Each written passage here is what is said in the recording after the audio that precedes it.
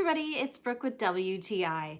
We recently got this Bobike baby balance bike for our son, and I think it's probably one of his new favorite toys. We really wanted to get him learning how to ride a bike really early. He's about a year and a half right now, and this has been perfect for him to just get used to the feel of being on a bike without worrying he's gonna fall over. I really like that it has a strong steel frame, and this seat is so nice and cushioned, it seems really comfortable.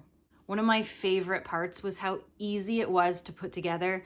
I usually get my husband to put things together because I usually can't figure it out, but this was so simple, I did it in about 2 minutes. Also, you don't need any extra tools to put it together. It comes with the only thing that you will need to use.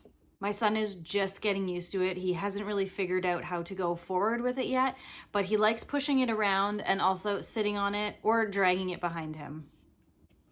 I also really like that there aren't any gaps or anything in the wheels, so there's nowhere for him to get his fingers stuck if he's playing with the wheels.